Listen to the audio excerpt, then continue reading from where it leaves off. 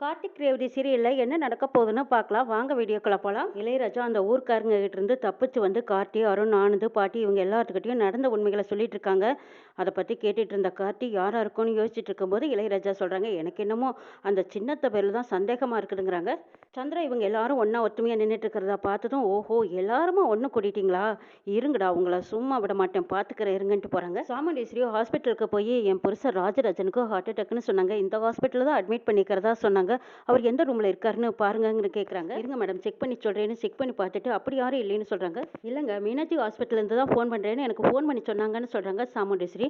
அப்படி இருக்க வாய்ப்பு இல்லை மேடம், ஒருவேளை அவங்க ஃபோனில் பேட்டரி தீர்ந்து போச்சுன்னா இப்படி ஹாஸ்பிட்டல் ஃபோனை தான் யூஸ் பண்ணிக்குவாங்க மேடம். அப்படி ஒரு வேளை உங்களுக்கு யாராவது தப்பான தகவல் கொடுத்துருக்கலாம், ஆனால் ராஜன்கிற பேரில் இங்கே யாருமே எந்த பேஷண்ட்டும் அட்மிட் ஆகலை மேடம்ங்கிறாங்க. கிட்ட கேட்ட சாமுண்டேஸ்வரி ராஜனுக்கு ஃபோன் பண்ணி பார்க்கலான்னு ஃபோன் பண்ணுறாங்க. ராஜராஜன் ஃபோன் எடுக்கிறாங்க. என்ன ஈஸ்வரி சொல்லுங்கிறாங்க. எங்க உங்களுக்கு ஒன்றும் இல்லையில, நீங்கள் நல்லா தானே இருக்கீங்கிறாங்க.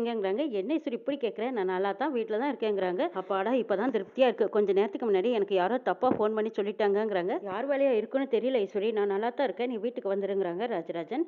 சாமுண்டேஸ்வரி இது யார் வேலையாக இருக்கும், எதனால இப்படி சொன்னாங்கன்னு யோசிச்சுட்டு இருக்கும்போது அங்கே சந்திரா வராங்க. என்னக்கா வந்த தகவல் தப்புன்னு உனக்கு இப்போவாது புரியுதா? ஆமாம் சந்திரா நீ சொன்ன, ஆனால் அப்போ இருந்த பதட்டத்தில் என்னால் அதையெல்லாம் ஏற்றுக்கவே முடியல. அக்கா கோயிலில் அந்த கிழவியோட பேரை உன் முன்னாடி கையெழுத்து போடக்கூடாதுன்னு தான் இப்படி ஒரு பிளானை செஞ்சுருக்காங்க, அதுக்காக இப்படி ஒரு பெரிய பொய்யா சொல்லுவாங்கங்கிறாங்க சாமுண்டேஸ்வரி. அக்கா நான் சொல்கிறேன்னு நீ தப்பாக எடுத்துக்காத, கோவப்படாத, இது எல்லாமே உன் டிரைவர் மாப்பிள்ளை பண்ணின வேலை தான்க்கா, நீ அவன் கையெழுத்து போடுறத பார்க்கக்கூடாதுங்கிறக்காக தான் அவன் செஞ்ச ஏற்பாடு. ஆனால் நான் என்ன சொன்னாலும் நீ நம்பவே மாட்டேங்கிற, நான் என்னதான் செய்யறதுங்கிறாங்க சந்திரா. இதை பார் சந்திரா, எந்த பேச்சு எடுத்தாலும் கடைசியில் அது மாப்பிள்ளை பேரை தான் வந்து முடிக்கிற, அவரை குத்தம் சொல்லாமல் உன்னால இருக்கவே முடியாதாங்கிறாங்க.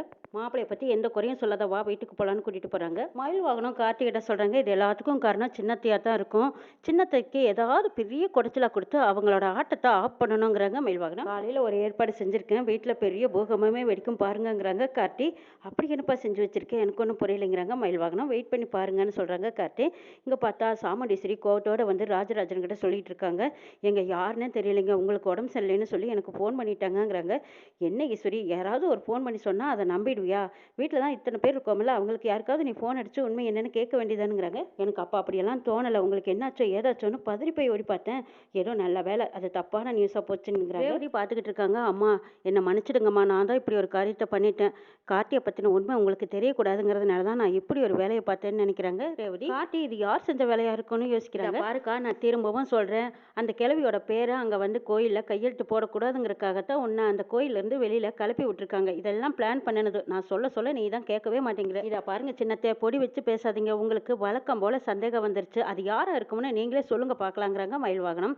வேற யாரு, இதோ இந்த டிரைவர் மாப்பிள்ள தான், இவன் தான் கையெழுத்து போட்டதான் என் கண்ணார நான் நேரடியாக பார்த்தேங்கிறாங்க சந்திரா. ஏ வாய மூடு, எப்போ பார்த்தாலும் மாப்பிள்ளைய குறை சொல்கிறதே உனக்கு வேலையாக போச்சு, எந்த ஆதாரமும் இல்லாமல் அவர் மேலே பழிய போடுறதை இதோட நிறுத்திக்கோ. ஆமாம் நம்ம கிளம்பி போகும்போது மாப்பிள்ளை வீட்டில் தானே இருந்தாங்கன்னு கேட்குறாங்க சாமுண்டீஸ்வரி. நாம போனதுமே இவனும் கோயிலுக்கு வந்துட்டாங்க்கா, நீ போனதும் இவன் வந்து கையெழுத்து போட்டு கொடுத்து பத்திரத்தை அந்த கிழவி வாங்கிட்டல்லன்னு சொல்கிறாங்க சந்திரா. இதை பார் நீ சொல்கிறது எதையுமே நம்புற மாதிரி இல்லை, எப்போவுமே இவர் மேலே பழி போடணுங்கிறக்காகவே இப்படி பேசுகிற சந்திரா. ரேவதிக்கு கோவம் வந்துடுது. இங்கே பாருங்க சித்தி, எதுக்காக இப்படி ராஜா மேலே எப்போவுமே வன்மத்தோடவே இருந்துட்டு இருக்கீங்க, அவர் மேலே பழி சொல்லிக்கிட்டே இருக்கீங்களே, உங்களுக்கு அவரை பழி சொல்லலைன்னா தூக்கமே வராதான்னு ரேவதி ஒரு பக்கம் திட்டி தீர்க்குறாங்க. இந்த பக்கம் சரிக்கா நான் சொல்கிறது பொய்யாவே இருக்கட்டும், அப்போ உனக்கு யார் ஹாஸ்பிட்டல்லேருந்து ஃபோன் பண்ணியிருப்பான்னு நீ நினைக்கிற, ஹாஸ்பிட்டலில் அப்படி ஒரு தப்பான தகவல் யார் கொடுத்தாங்கன்னு சீக்கிரமாக கண்டுபிடிக்கலான்னு சொல்லிடுறாங்க சாமுண்டீஸ்வரி. கார்த்திகை சந்தேகமாகவே இருக்குது. அவங்க எல்லாம் போனதுக்கப்புறம் ராஜராஜன் கிட்ட போய் கேட்குறாங்க, மாப்பிள்ள அது யார் அப்படி தப்பான தகவல் கொடுத்தாங்கன்னு எனக்கும் தெரியாதுங்கிறாங்க ராஜராஜன். யார் இப்படி ஒரு தகவல் சொன்னாங்கன்னு தெரியலைங்கிறாங்க. ஒருவேளை பாட்டி தான் இப்படி ஒரு ஏற்பாடு பண்ணியிருப்பாங்களான்னு மயில் வாகனம் கேட்குறாங்க. இல்லை மாமாவை இப்படியெல்லாம் பாட்டி சொல்ல வாய்ப்பே இல்லைங்கிறாங்க கார்த்தி.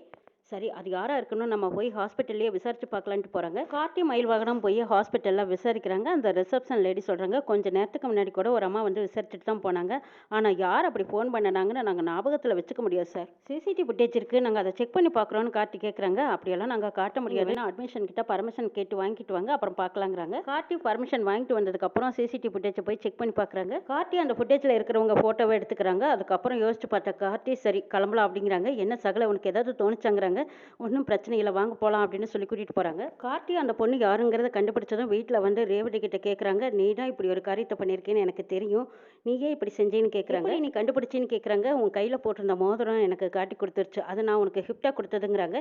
இதுக்கு தெரியாத ரேவதி, அடடா இது காட்டி கொடுத்துருச்சா, சரி நல்லதா போச்சுன்னு நினைக்கிறாங்க ரேவதி. நீ காப்பாற்றணும்னு நீ ஏன் நினச்சின்னு கேட்குறாங்க கார்த்தி. ஆமாம், நீ தான் பாட்டியோட பேரன்னு எனக்கு நல்லா தெரியும், அத்தை இறந்தபோது நீ தான் கொல்லி வச்ச, அதை நான் பார்த்தேங்கிறாங்க. சரி, நான் தான் பாட்டியோட பேரன்னு நீ ஏன் உங்கள் அம்மா கிட்ட சொல்லலேன்னு கேட்குறாங்க கார்த்தி. நீ ஒரு நல்ல நோக்கத்தோடு தான் இந்த வீட்டுக்குள்ளே வந்திருக்க, எனக்கு தெரியும். நீ சென்னையில் எவ்வளோ பெரிய பிஸ்னஸ் மேன், அத்தனை வேலையும் போட்டுட்டு இந்த 2 குடும்பத்தையும் ஒன்று சேர்த்தணுங்கிற ஒரு நல்ல நோக்கத்தோடு தான் இங்கே வந்து டிரைவர் வேலை பார்த்து கஷ்டப்பட்டுட்டு இருக்கிற. முன்ன விட உன் மேலே எனக்கு மதிப்பும் மரியாதையும் அதிகமாக இருக்குது. நீ எனக்கு புருஷனாக கிடைச்சது நான் செஞ்ச பாக்கியம். அம்மா என் கல்யாணத்தில் அவசரத்தில் நாசம் பண்ணிட்டாங்களோன்னு எனக்கு தோணுச்சு. ஆனால் இப்போ தான் அம்மா எனக்கு நல்லது செஞ்சுருக்காங்கன்னு இப்போ புரியுது. நீ வேணா என்னை இன்னும் மனைவியாக ஏற்றுக்காமல் இருக்கலாம், ஆனால் நான் உன்னை நல்ல ஹஸ்பண்டாக நான் ஏற்றுக்கிட்டு ரொம்ப நாள் ஆச்சு. ஒரு நல்ல பொண்டாட்டி புருஷனோட சுக்கத்துலையும் துக்கத்துலையும் பங்கெடுத்துக்கணும்னு நினைப்பா. அந்த மாதிரி தான் நானும் நினைக்கிறேன். நீ போய் நல்லபடியாக கையெழுத்து போட்டுட்டு வரணும்னு நினச்சி தான் அம்மாவுக்கு அப்படி ஒரு பொய்யான தகவலை நான் சொன்னேன். அப்பாவை பற்றி இப்படி சொல்கிறோமேன்னு நினச்சேன். இருந்தாலும் ஒரு நல்லதுக்காகத்தானே சொல்கிறோன்னு என் மனசை நானே தேத்திக்கிட்டேன். உன்னோட லட்சியம் என்னங்கிறது எனக்கு தெரிஞ்சு போச்சு. 2 குடும்பத்தையும் ஒன்று சேர்த்தலான்னு நீ நினைக்கிற, அதுக்கு நான் சின்ன சின்ன உதவி செஞ்சு உன் மனசுல இடம் பிடிக்கலான்னு நான் ஆசைப்படுறேங்கிறாங்க ரேவதி. இதை பாரு ரேவதி, எனக்காக உன்னோட லட்சியத்தை மாட்டிக்கதை, நீ ஆஸ்திரேலியா போகிற வழி பாருங்கிறாங்க கார்த்தி. உனக்கு பிடிச்ச சின்ன சின்ன விஷயங்கள் எல்லாமே நான் செஞ்சு உன் மனசுல இடம் பிடிக்கத்தான் போறேன், நான் முன் வச்ச காலை பின்வாங்க மாட்டேங்கிறாங்க ரேவதி. பாட்டி ரேவதிக்கு ஃபோன் பண்ணி கோயிலுக்கு வர சொல்றாங்க. ரேவதியும் பாட்டியும் கோயிலில் சந்திச்சு பேசுறாங்க. என்ன நடந்ததுன்னு தெரியல ரேவதி. கார்த்தி கையெழுத்து போட வந்த போது உங்க அம்மாவுக்கு ஏதோ ஒரு ஃபோன் வந்தது, பதட்டத்தோட வெளியில போயிட்டாங்கிறாங்க. அதெல்லாம் நான் செஞ்ச ஏற்பாடுங்கிறாங்க ரேவதி. இது நீ செஞ்ச ஏற்பாடு, அப்படி என்னமா செஞ்சேன்னு கேட்குறாங்க பாட்டி. நீங்க தப்பா எடுத்துக்காதீங்க, உங்க பையனுக்கு உடம்பு சரியில்லைன்னு தான் நான் ஃபோன் பண்ணேன். அப்பாவுக்கு உடம்பு சரியில்லைன்னு சொன்னா தான் அம்மா வருவாங்கன்னு தெரிஞ்சுக்கிட்டு தான் நான் ஃபோன் பண்ணேங்கிறாங்க. பாட்டி இதை கேட்டு ஆச்சரியப்படுறாங்க. அடி ஆட்டி, நீ தான் ஃபோன் பண்ணி அம்மாவை வர வச்சியா, ரொம்ப நல்லதா, நல்ல காரியத்துக்காக ஒரு பொய் சொன்னா தப்பே இல்லைங்கிறாங்க. சாமுண்டீஸ்வரியோட மனசு கூடிய சீக்கிரம் மாறணும், அபிராமியோட ஆசை நிறைவேறணுங்கிறாங்க பாட்டி. சீக்கிரமே கார்த்தி ஒன்று சேர்த்து வச்சிடுவாங்கிற நம்பிக்கை எனக்கு இருக்கு, அது நடக்குங்கிற நம்பிக்கையும் இருக்கு. ஆமா, நீ செஞ்சதெல்லாம் கார்த்தி கண்டுபிடிச்சிருப்பானே, எப்படி சமாளிக்க போறேங்கிறாங்க. அதெல்லாம் கண்டுபிடிச்சிட்டாரு, நடந்த உண்மைகளையும் சொல்லிடுறாங்க ரேவதி. இதை கேட்ட பாட்டி ரொம்ப சந்தோஷப்படுறாங்க. அப்பா, கார்த்திக்கும் ரேவதிக்கும் உண்மை தெரிஞ்சு போச்சு. இதுக்கப்புறம் இனி என்ன வேணும், 2 குடும்பமும் இனிமேல் சந்தோஷமா, அதுவும் கூடிய சீக்கிரம் சேர்ந்தா எனக்கு அது போதும்னு நினைக்கிறாங்க பாட்டி. ரேவதி வீட்டுக்கு வந்து ரூம்ல வெயிட் பண்ணிட்டு இருக்காங்க. கார்த்தி ரொம்ப நேரம் ஆகியும் வரலையே, என்னாச்சு, எங்க போயிருப்பாருன்னு மயில் வாகனத்துக்கிட்ட கேட்குறாங்க. மயில் வாகனம் சொல்றாங்க, தோப்புல வரப்போற ஆள் வரல, அதனால நம்ம கார்த்தி தான் தோப்புல காவல் இருக்காருங்கிறாங்க. இதை கேட்ட ரேவதி கையோடு போய் தோப்புல போய் பார்க்குறாங்க. இது ஏதோ சூழ்ச்சி இருக்கிற மாதிரி இருக்கு, ஒருவேளை எனக்கு உண்மை தெரிஞ்சிருச்சுன்னு உன் மனசு குற்ற உணர்வுல இங்கே இருக்கியான்னு கேட்குறாங்க. அப்படியெல்லாம் எதுவும் இல்லைங்கிறாங்க கார்த்தி. எனக்கு இருந்தாலும் அந்த உண்மையை நான் உங்ககிட்ட சொல்லணும்னு தான் நினைச்சிட்டு இருக்கிறேங்கிறாங்க. சரி, எனக்கு உண்மை தெரிஞ்சிச்செல்லாம், இதுக்கப்புறம் நீ யாருக்கிட்டையும் சொல்லணுங்கிற அவசியம் இல்லை, வீட்டுக்கு போகலாவான்னு கூட்டிட்டு போறாங்க. அடுத்த நாள் காலையில் ஒரு போஸ்ட் வந்திருக்கு, அதை மயில் வாகனம் தான் போய் பார்க்குறாங்க. பார்த்ததும் சந்திரா பேருக்கு வந்திருக்கு. இதை பார்த்ததும் அடடே, இதுதான் சகல ஒரு பெரிய பூகம்பம் வெடிக்க போகுதுன்னு சொன்னாரா, சூப்பர் சூப்பர்ன்ட்டு உடனே கொண்டு போய் அதை ராஜராஜன் கிட்ட கொடுக்குறாங்க. ராஜன் படிச்சு பார்க்குறாரு. என்னப்பா அது அப்படின்னு ரேவதி கேட்கவும், ரேவதி வாங்கி படிக்கிறாங்க, ரோஹிணி வாங்கி படிக்கிறாங்க. எல்லாரும் பார்த்துட்டு அமைதியா இருக்காங்க. எல்லாரும் படிச்சு பார்த்துட்டு அமைதியா இருக்கீங்க, அதில் என்னதான் அப்படி போட்டிருக்கு சொல்லுங்கன்னு கேட்குறாங்க சாமுண்டீஸ்வரி. சின்னத்துக்கு சிவனாண்டி மாமா டைவர்ஸ் நோட்டீஸ் அனுப்பிச்சிருக்காங்கங்கிறாங்க. இதை கேட்டதும் சாமுண்டீஸ்வரி, ஓஹோ அப்படியா விஷயம், சந்திரா ரொம்ப நல்லதா போச்சு, கையெழுத்து போட்டு அவன் முகத்துல கொண்டு விட்டு எரிஞ்சிட்டு வா, அவனோட தொல்லை நீங்குச்சு, இனிமே அவனை முழுசா தலைமுழுகிடலாங்கிறாங்க. இதை கேட்ட சந்திரா அதிர்ச்சி அடைகிறாங்க. ஐயோ என்னது, அக்கா ஒன்றும் புரியாம பேசுறாளே, டைவர்ஸ் நோட்டீஸ் அனுப்ப வாய்ப்பே கிடையாது, இதெல்லாம் அந்த டிரைவர் பையன் பண்ணின வேலையா தான் இருக்கும், அவரையும் பிரிக்க நினைக்கிறாங்களே, இது நடக்கக்கூடாதுன்னு நினைக்கிறாங்க சந்திரா. எல்லாருமா சேர்ந்து என்ன சித்தி யோசிச்சிட்டே இருக்கீங்க, இவ்வளோ நாளாக நீங்கள் 2 பேரும் பிரிஞ்சாதானே இருக்கீங்க, இதுக்கு ஒரு முற்றுப்புள்ளி வச்சிடலாம், நீங்கள் கையெழுத்து போடுங்க, அவர் வேண்டாங்கிறாங்க. அப்போ மயில் வாகனம் சொல்கிறாங்க, ஆமாம் சின்னத்தை, அந்த சிவனாண்டி மாமா வேண்டவே வேண்டாம், இவ்வளோ நாளாக நீங்கள் பிரிஞ்சு உங்கள் வாழ்க்கையை ஏன் வீணா அழிச்சிக்கிறீங்க, உங்களுக்கு இன்னொரு நல்ல மாப்பிள்ளையை பார்த்து கல்யாணத்தை பண்ணி வச்சு நீங்களும் குடும்பம் குழந்தையா சந்தோஷமா இருங்கிறாங்க மயில் வாகனம். மயில் வாகனத்தை முறைக்கிறாங்க சந்திரா. அக்கா இதெல்லாம் இப்போ தேவைதானாங்கிறாங்க. ஆமாம் சந்திரா தேவைதான், சிவனாண்டி நம்மளுக்கு குடைச்சல் மேலே குடைச்சல் கொடுத்துட்டே இருக்கான், அதுக்கு காரணமே நீ இங்கே இருக்கிறதுனால தான், அவனை ஒரே அடியாக அத்து விட்டு அதுக்கப்புறம் உனக்கு ஒரு நல்ல மாப்பிள்ளை பார்த்து கல்யாணம் பண்ணி வைக்கிறதா சரி, பெரிய மாப்பிள்ளை சொன்னது தான் சரி சந்திரா, துர்கா கல்யாணம் முடியட்டும், அதுக்கப்புறமா உன் கல்யாணத்துக்கு நான் ஏற்பாடு பண்ணுறேங்கிறாங்க சாமுண்டீஸ்வரி.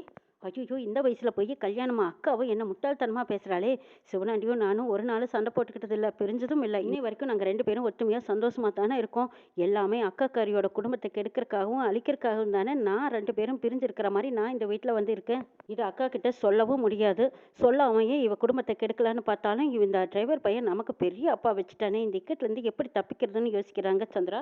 அத்தே, நீங்கள் தப்பிக்கவே முடியாது. இந்த விவாகரத்து பத்திரத்தில் நீங்கள் கையெழுத்து போடுங்க. சின்ன மாமாவை டைவர்ஸ் பண்ணிவிட்டு உங்களுக்கு ஒரு நல்ல மாப்பிள்ளையை நாங்களே பார்த்து வைக்கிறோங்கிறாங்க மயில்வாகனம்.